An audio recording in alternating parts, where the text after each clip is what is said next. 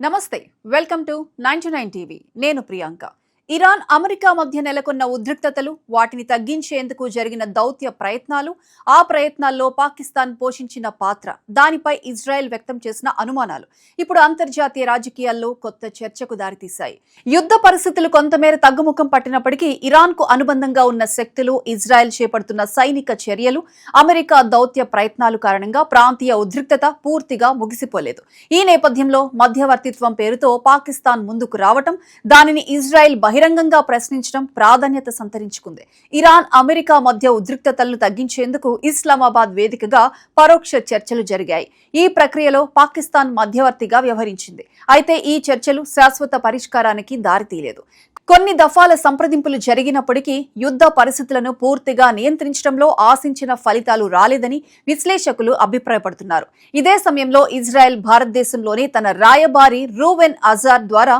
పాకిస్తాన్ పాత్రపై తీవ్ర అనుమానాలు వ్యక్తం చేసింది పాకిస్తాన్ను తాము విశ్వసనీయ మధ్యవర్తిగా చూడటం లేదని ఆయన స్పష్టం చేశారు అమెరికా తన వ్యూహాత్మక కారణాల వల్ల పాకిస్తాన్ సేవలను ఉపయోగించుకోవచ్చని కానీ ఇజ్రాయెల్ దృష్టిలో పాకిస్తాన్ నమ్మదగిన పాత్రధారి కాదని పేర్కొన్నారు గతంలో ఖతార్ టర్కీ వంటి దేశాలను కూడా అమెరికా నిర్దిష్ట ప్రయోజనాల కోసం వినియోగించుకున్నట్లే పాకిస్తాన్ విషయంలో కూడా అదే పరిస్థితి ఉందని ఆయన వ్యాఖ్యానించారు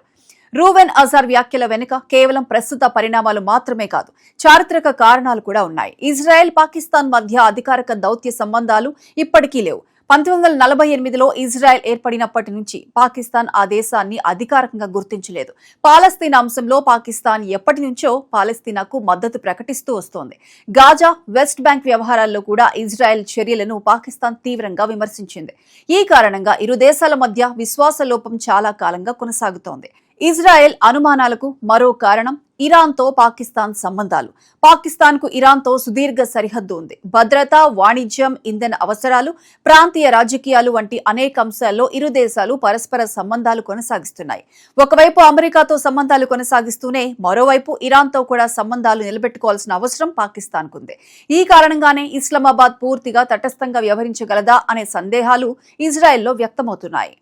పాకిస్తాన్ మధ్యవర్తిత్వంపై అనుమానాలు వ్యక్తం చేసినప్పటికీ అమెరికా మాత్రం కొన్ని సందర్భాల్లో ఇస్లామాబాద్ సహకారాన్ని ఉపయోగించుకుంది అమెరికా ఇరాన్ మధ్య ప్రత్యక్ష చర్చలు కష్టంగా మారిన సందర్భాల్లో పరోక్ష సంప్రదింపులకు పాకిస్తాన్ వేదికగా నిలిచిందని పలు నివేదికలు సూచిస్తున్నాయి అయితే అది పూర్తి స్థాయి మధ్యవర్తిత్వమా లేక కేవలం సంప్రదింపులకు వేదిక కల్పించడమేనా అనే అంశంపై భిన్నాభిప్రాయాలున్నాయి ఈ మొత్తం వ్యవహారంలో మరో ఆసక్తికర అంశం భారత్ కు సంబంధించింది రూవెన్ అజార్ భారత్ పాత్రను ప్రత్యేకంగా ప్రశంసించారు పశ్చిమాసియా ప్రాంతంలో స్థిరత్వాన్ని ప్రోత్సహించగల శక్తి భారత్కు ఉందని భారత్తో వ్యూహాత్మక భాగస్వామ్యాన్ని ఇజ్రాయెల్ మరింత బలోపేతం చేసుకోవాలని కోరుకుంటోందని ఆయన తెలిపారు భారత్ ఇజ్రాయెల్ మధ్య గత కొన్నేళ్లుగా రక్షణ సాంకేతికత వ్యవసాయం భద్రతా రంగాల్లో సహకారం పెరగటం కూడా దీనికి కారణంగా కనిపిస్తోంది మొత్తం పరిస్థితిని పరిశీలిస్తే పాకిస్తాన్ పాత్రపై ఇజ్రాయెల్ అనుమానాలు వ్యక్తం చేయడం వెనుక దౌత్య భద్రతా చారిత్రక కారణాల కలయిక కనిపిస్తోంది ఒకవైపు అమెరికా ఇరాన్ మధ్య సంభాషణలు కొనసాగేందుకు పాకిస్తాన్ ప్రయత్నిస్తుండగా మరోవైపు ఇజ్రాయెల్ మాత్రం దానిని పూర్తిగా విశ్వసించడానికి సిద్ధంగా లేదు ఇరాన్తో పాకిస్తాన్ సంబంధాలు పాలస్తీనా అంశంలో ఇస్లామాబాద్ వైఖరి ఇజ్రాయెల్ను ఇప్పటికీ అధికారికంగా గుర్తించకపోవడం వంటి అంశాలు ఈ అనుమానాలకు బలం చేకూరుస్తున్నాయి